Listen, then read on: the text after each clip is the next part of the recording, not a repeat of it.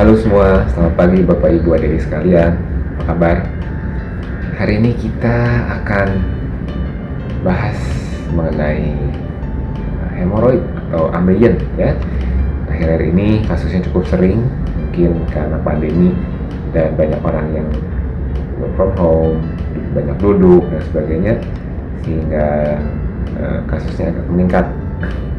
Makanya pada kesempatan kali ini saya akan coba untuk membahas mengenai apa itu wasir atau ambeien dan bagaimana penanganan yang paling terbaik. Nah, sebenarnya wasir itu kan atau ambeien ya sudah diketahui sejak lama, jadi dikatakan bahkan dari sejak 1700 tahun sebelum Masehi itu yang pertama kali penyakit ini disebutkan pada Egyptian papyrus. Sampai saat ini penyakit ini masih tetap menjadi suatu challenge di dunia kedokteran ya, karena penyebabnya yang secara pasti masih belum terlalu jelas. Jadi banyak faktor-faktor yang bisa menyebabkannya, kita bahas nanti. Nah, nanti kita akan lihat sama-sama anatomi seperti biasa ya. Jadi letak dari ambeien ini kan di anus tentunya, dan ambien itu adalah sebetulnya pembuluh darah yang normal ada pada setiap orang. Nah, ada dua ya, secara mudah aja saya gambarkan. Ada wasir yang di dalam atau internal hemoroid, dan ada yang di luar atau external hemoroid ya, di dalam anus dan di luar anus. Nah, umumnya pembuluh darah ambeien ini tidak menyebabkan masalah ya, karena cukup penting fungsinya, dikatakan sebagai cushion atau bantalan ya. Jadi di dalam anus kan ada usus besar, tentunya usus kan cenderung basah karena berlendir dan mengeluarkan mucus. Nah, anus kan harus kering. Jadi pembatas antara bagian yang di dalam atau rektum, usus besar, dan anus itu memang ada bantalan yang disebut ambien ini atau hemoroid kalau di kedokteran. Kalau sudah menyebabkan masalah, biasanya si wasir ini bisa berdarah, ya, bisa nyeri dan sebagainya, sehingga pasien biasanya akan datang ke dokter karena merasa terganggu ya, baik itu nyeri atau panik karena melihat darah. Nah, di bagian bedah kita bagi hemoroid itu, terutama selain hemoroid yang internal eksternal tadi, pembagian secara gradasi atau grading ya. Biasanya grading hemoroid itu dibagi menjadi 4, terutama hemoroid yang internal itu, yaitu grade 1, 2, 3, 4. Bedanya adalah grade 1 itu biasanya pasien belum bilang ada benjolan ya. Pasien cuma bilang, "Dok, kalau pup saya berdarah nih," dan yang khas darahnya itu menetes seger. Kadang nyeri, kadang tidak ya. Umumnya sih tidak nyeri kalau di dalam. Itu grade 1.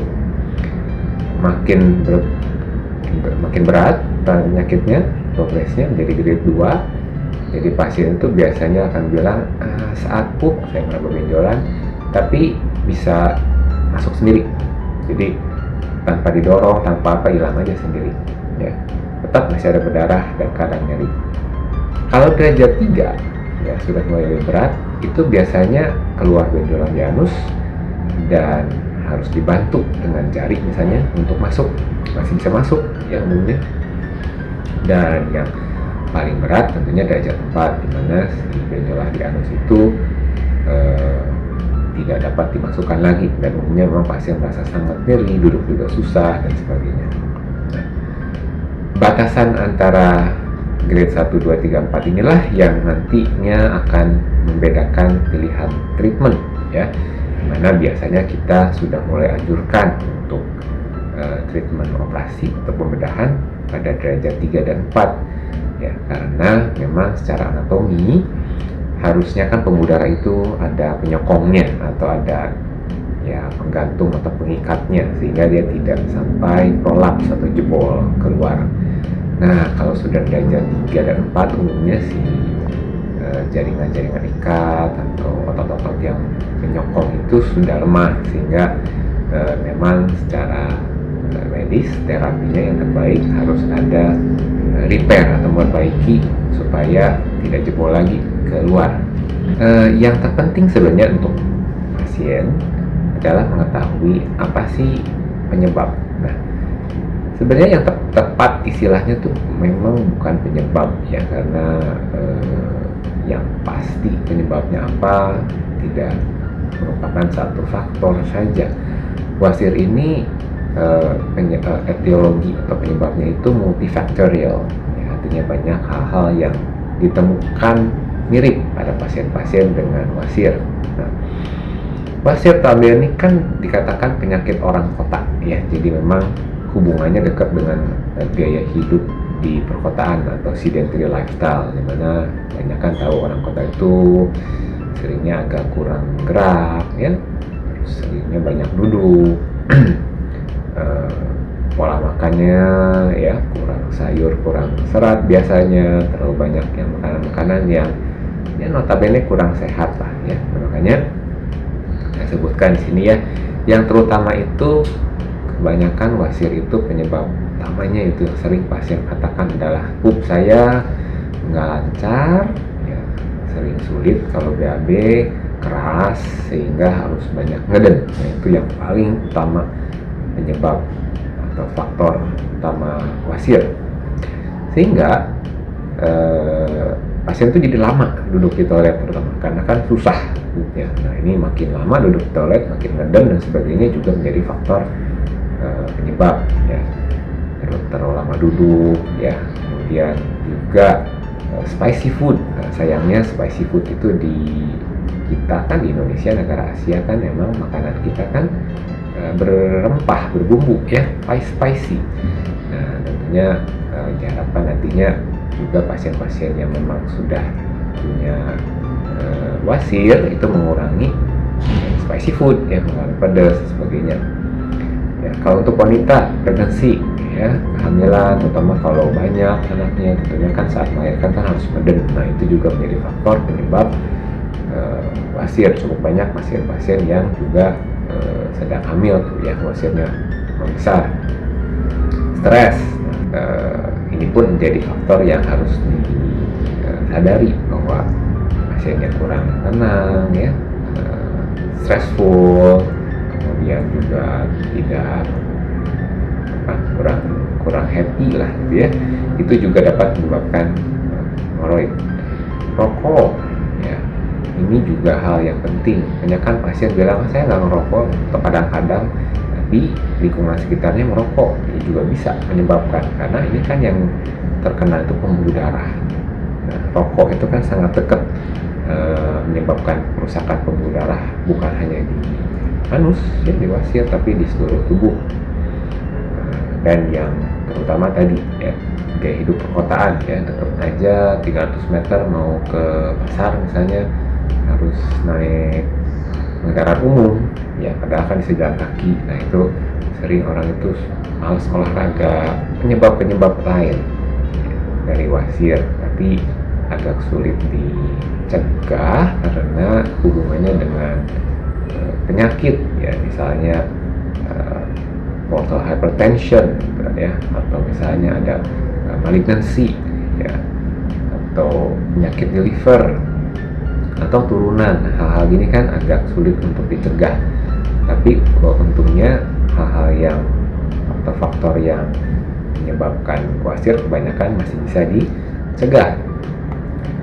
Nah, gejala dan tanda seperti biasa, pasien biasanya sudah tahu ya, pupnya berdarah dan itu khas, darahnya menetes ya, kadang malah seperti menyemprot dan seger.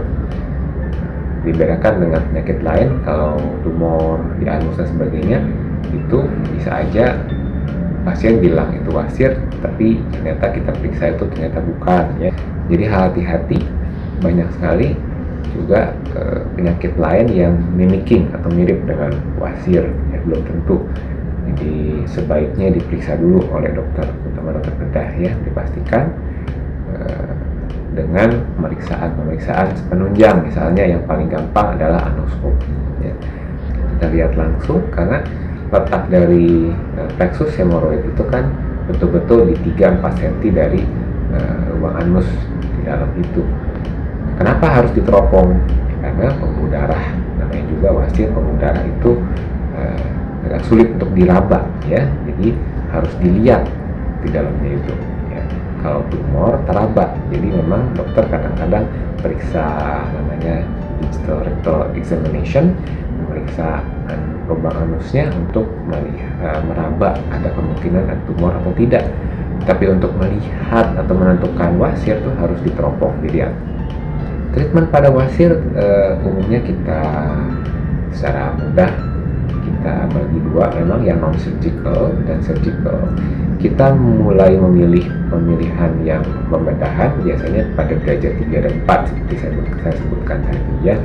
Jadi tapi yang non surgical tetap penting ya, meskipun sudah dioperasi biasanya perlu maintenance sekitar 3 bulan itu untuk memperbaiki lifestyle ya, karena memperbaiki lifestyle pun tidak bisa cepat ya, misalnya harus olahraga ya, itu kan perlu waktu mungkin 2-3 bulan untuk membiasakan lifestyle-nya ya, gaya hidupnya untuk ya tiap hari olahraga. Karena olahraga itu kan harus minimal 5 kali seminggu menurut WHO ya, jadi bukan cuma seminggu sekali.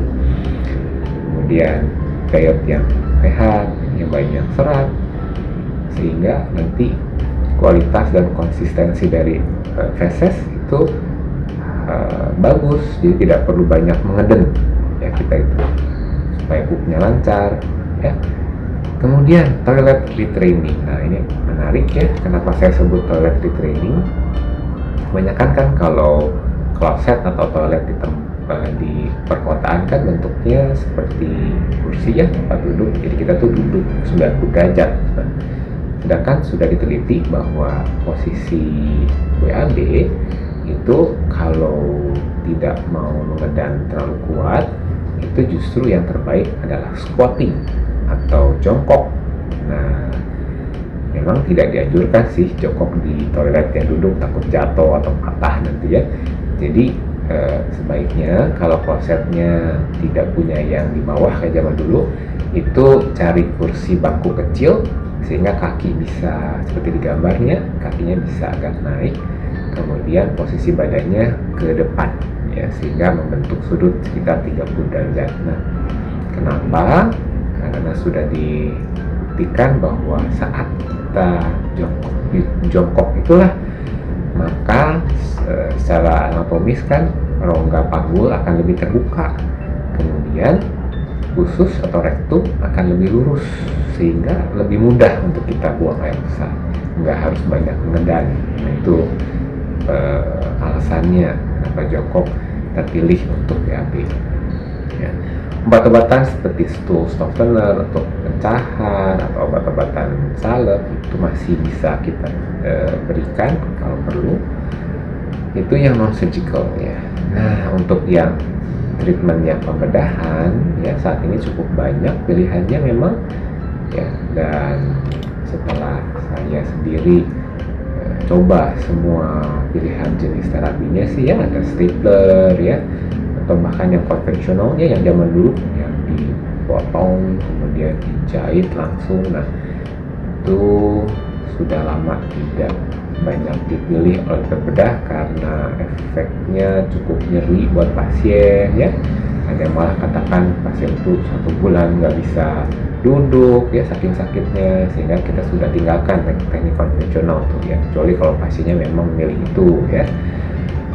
Nah, ada juga laser, saya pernah coba laser, cukup mudah ya, bahkan di kata saya sih merasa mungkin yang paling mudah, tapi efek sampingnya yang saya kurang suka. Jadi karena kan di laser itu dibakar, jadi panas, gosong jadinya ya udaranya, sehingga terjadinya komplikasi seperti infeksi, perdarahan berulang itu cukup sering. Makanya saya sudah cukup lama juga tidak menggunakan teknik laser ya. Rubber banding dan sclerosing juga biasanya kita lakukan untuk pasien yang dengan derajat yang kecil ya, karena juga ada efek samping yang kurang menyenangkan, yaitu nyeri dan edem di sana ya, atau bengkak.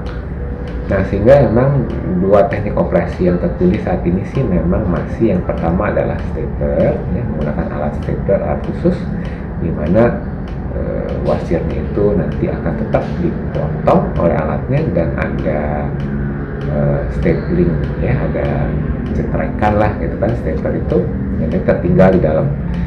Nah, ini pun sudah diteliti, ternyata cukup banyak risiko untuk terbuka lagi staplernya ya, kemudian pendarahan dan infeksi bahkan, sehingga yang terbaru teknik operasi untuk wasir yang saat ini saya pilih adalah teknik HALRAR ya, atau Doppler Guided Hemorrhoid Artery Ligation dan Repair.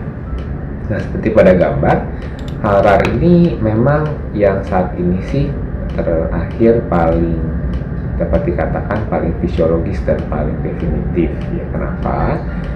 Karena ini satu-satunya teknik operasi hemoroid dengan alat yang bisa mendeteksi langsung arteri hemoroidnya. Jadi pembuluh darah di dalam itu yang menyebabkan wasir itu bisa makin besar, itu bisa dideteksi dengan alat ini. Nah, sehingga kita langsung pinpoint ke dalam ya, kita langsung jahit. Dan yang bagusnya teknik ini kita tidak main potong wasirnya ya, jadi kita hanya jahit, kemudian setelah semua pembuluh darahnya itu di sekeliling seluruh lingkaran anus itu terjahit, nah nanti kalau masih ada yang prolaps yang keluar itu yang masih menonjol, kita repair, makanya disebut RAR, recto anal repair ya.